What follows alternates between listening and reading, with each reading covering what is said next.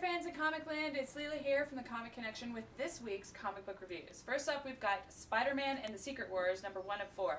This is written by Paul Tobin with art by Patrick Scherberger. This issue takes you deeper into the classic events from Secret Wars. You know, how 10 heroes get buried alive under a mountain and live to tell the tale, with a certain amount of humor and irreverence. The interactions between Spidey and the Hulk are really amusing. Spidey is hilarious, although mostly annoying in this. The art is decent, although the way some of the characters are depicted is really awful. I specifically don't like the ones that clearly have human faces, so they're not beasts or have masks covering their face. It's just really off-putting. But other than that, it was okay. I don't know if this is a worthwhile read for you fans out there. I mean, if you liked Secret Wars, you might pick this up and hate it, because it does kind of poke fun at it. But if you're, you know, can't take it too seriously and you can enjoy the humor, then you might really like this one. And, you know, it's alright. It's an all-ages tale. So if you don't mind that, pick it up. Next up, we've got Nation X. This is number 1 of 4, written and drawn by various creators because there's multiple stories in it. In the Ghost of Asteroid M, Magneto faces his demons. On Road Trip, Wolverine and Nightcrawler debate Scott's actions and whether it's really wise to segregate mutants from humankind. Like, wasn't that what they were fighting against in the first place? In Cold Shoulder, Iceman shares his view of existence through a day-in-the-life story. And in Testament, Colossus reminisces about the past and builds a monument to those who have been lost.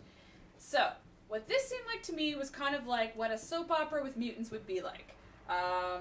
You know, stories about life in utopia as it is now, which wasn't kind of what I was expecting or hoping for. This whole Nation X thing with Magneto coming back is so far just boiling down to, ooh, now we're fighting with Magneto and he's a good guy, but we don't trust him. Can we really trust him? What's his agenda?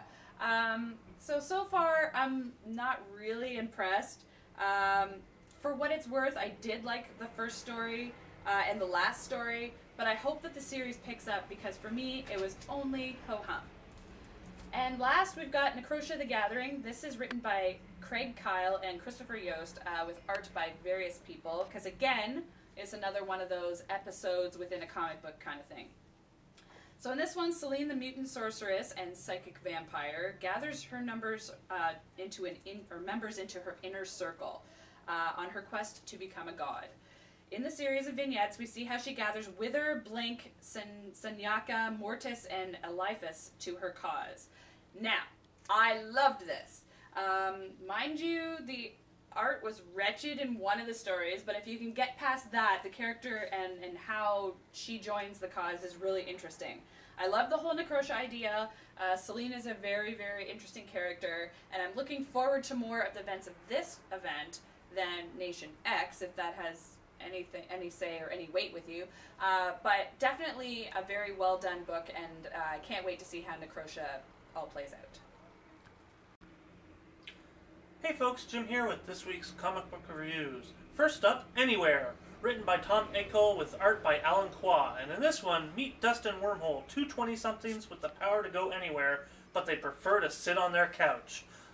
This is written by a Comedy Central writer, so it's actually pretty darn funny. Other than that, it's got some major problems going through it. First, the art's a little uneven at parts, and second, they don't seem to understand that comic books should only have 6 to 8 panels per page. There are several pages with upwards of 16 panels per page. 6 to 8, people. 6 to 8. Other than that, it's not a bad read. It's pretty funny, and for 99 cents, it's something new to try. Try it out. You might actually enjoy it. Next up, Incarnate, number 3, written by Nick Simmons with art by Nick Simmons and Nam Kim. And in this one, Mott is down, and Ripley and his followers move in. Sybil is helpless, and Connor isn't doing much better against Dorian. And who's Grin? The one who started this chaos? You'll find out. It's, again, the son of Gene Simmons is not exactly very talented. He likes to rip off a lot of stuff, and once again, he proves it in this book by ripping off even more stuff. I'm not going to go into what he's ripping off, but needless to say, it's quite a lot. Other than that, art's really nice, story's meh at best, and the coloring is pretty good. But if you're an anime or manga fan, don't read this because you're just going to get pissed off. Next up, Daytripper, number 1, written by Gabriel Ba with art by Fabio Moon. And in this one, Brostia Livio Domingos is an obituary writer with a famous father, a career he hates, and a lot of questions like, just what is the meaning of life? Well, he finds out when he gets shot in the face. Yeah, it's just as dark as I can make it out to be, and it's really well written, really well drawn. I really liked Fabio Moon's art on Sugar Shock before this, and this one is just as fantastic.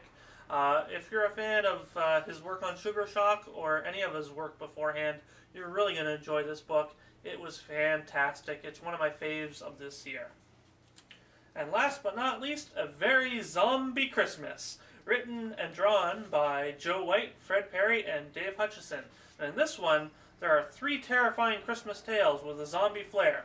First, a grandfather recounts the hell of war with the undead. Next, a young zombie wants nothing for Christmas but to eat Santa Claus. And last, a robber leaves his partners to die after a heist, but they don't stay dead. This was a really good book. If you're a fan of Christmas stories, this one's a haunting reminder that Christmas isn't just about cheer anymore. It's also about bloodthirsty zombies. I really enjoyed the second story by Fred Perry, the young zombie who wants to eat Santa Claus. It was cute, yet wrong in oh so many ways. Be sure to be with us next week for our final episode of the year. We'll see you then.